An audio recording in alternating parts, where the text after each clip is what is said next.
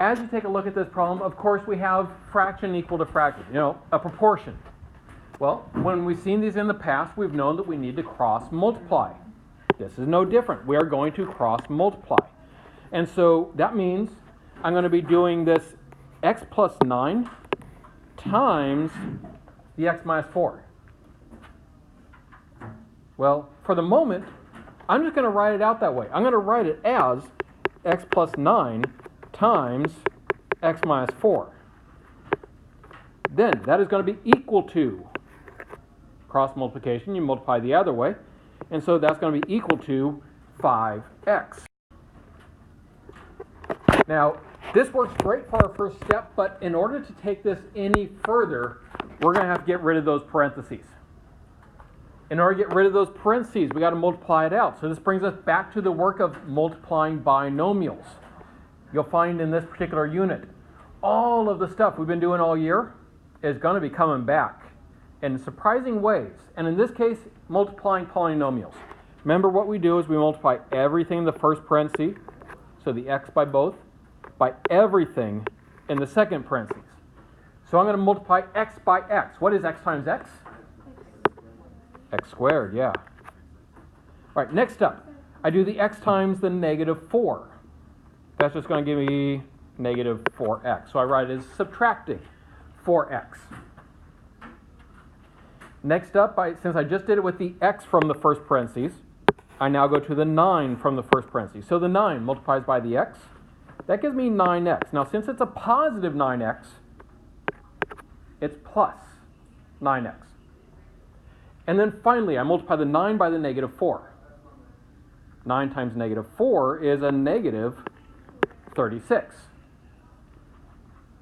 Now, that still equals 5x. Because we didn't have to do anything on the right side. All we did was just clean up on the left side. All right, but having done it to this point, I can now combine the like terms in the middle. What's negative 4x plus 9x? 5x. And so then that just becomes a 5x in the middle. Everything else over there, though, it stays the same. It's going to be x squared. It's a positive 5x, so it's plus 5x. And that's still equal to the exact same thing. It's still equal to the 5x. So now that we are to this point, we need to keep solving it. And our favored way to solve an equation is to move all the x's to one side and all of the numbers to the other side. Now I got two x's on the left right now, and I just have the one x on the right. Well, that means I'm going to try to move the x's to be on the left side and the numbers on the right side of the equal sign. All right, first thing I'm going to do then is I'm going to go ahead and move this 5x to the other side. So that means, let's see here, how am I going to move this 5x to the other side? What am I actually doing to both sides with that 5x? Am I adding, subtracting, multiplying, or dividing? Let's see here. If I know usually we're torn between dividing and subtracting. If we divided it, I'd be left with equals 1 over here, and I'd have to divide every term over here by 5x. And that's going to get kind of ugly when I try to do like 36 divided by 5x. So I'm not going to divide, I'm going to subtract them. And so I'm going to subtract 5x from both sides. Because that way I can just combine the like terms. I don't have to try to divide 36 by 5x because that would just be messy. So we subtract 5x from both sides. Now notice, so when I did that, 5x minus 5x on the right just equals 0. Yes, it can equal 0. Sometimes people see that and they're like, but nothing's left behind. What do I do? Well, that's exactly it. Nothing is left behind. The number for nothing is 0. So you go ahead and put the 0 in and that happens. All right, now we have x squared minus 36 equals 0. Remember, we were trying to get the x's on the left side and the numbers on the right side. And so I need to move the 36 over. Yep, add the 36 to both sides. Now we have x squared equals 36. Okay, I still need to know what x equals. What do I do to both sides to get rid of this squared then? square root, exactly. So I'm going to have to do the square root of both sides here. So square root of x squared and square root of 36. Yeah, when we do the square root of both sides of the equation, we now have to remember that it's plus or minus. Because whenever you take the square root of both sides, it's a positive and a negative version. Now the square root of 36 is 6. So x is going to equal 6 and negative 6. And now that I know what x equals, that is it. That is our final answer.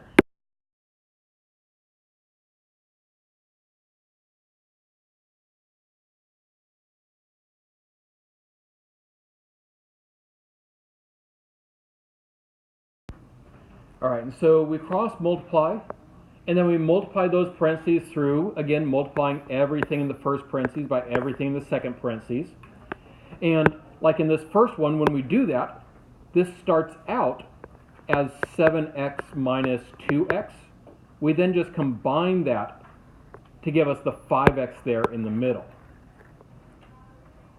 All right, now that we're to this point, well, we need to solve. Well, and just like the last one, I'm going to try to move all the x's to one side, and I'm going to try to move all the numbers without x's to the other side. Well, let's start with the very first x we see here, which is x squared. And so how do I move the x squared to the other side? So yeah, we're going to need to subtract the x squared from both sides. And of course, wherever I subtracted over there, I subtracted on the other side as well, combining like terms basically. But this actually works out really conveniently, doesn't it? Because you notice both of the x squareds just canceled each other out, which just made this look a lot simpler at least.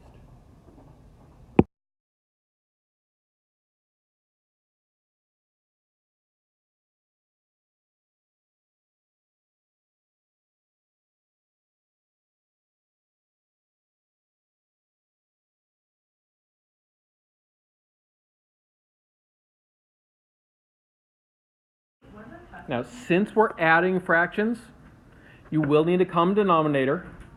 You could just multiply them by each other to get 27 as your common denominator, but see if you can make your life a little bit easier. Can you see an even smaller common denominator than 27 to use?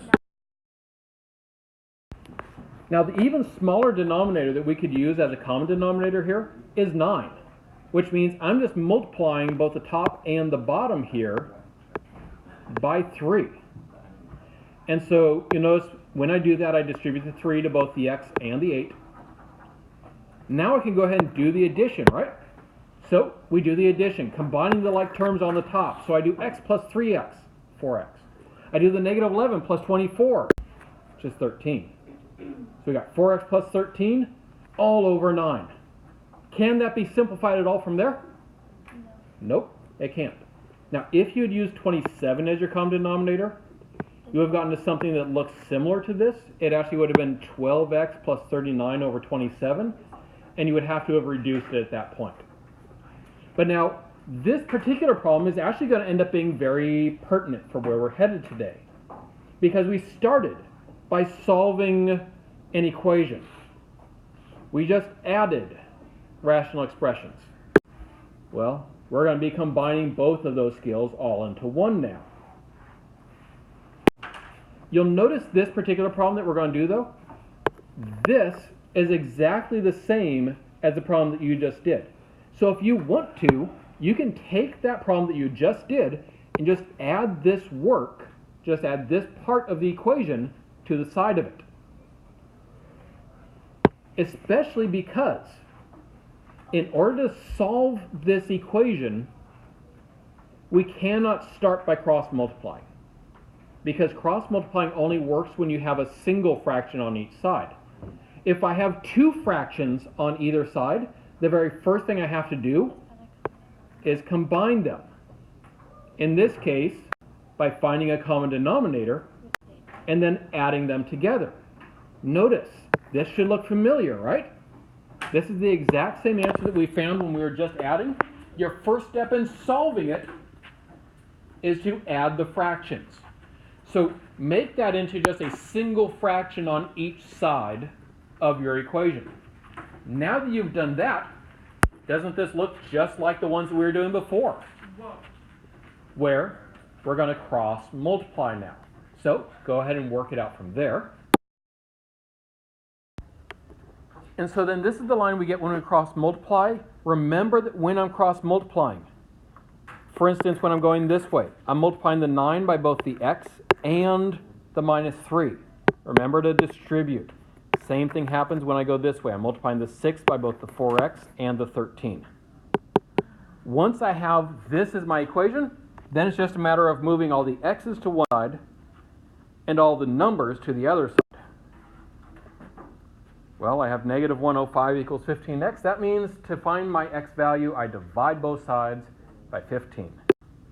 And so we get a final answer here of x equals negative 7.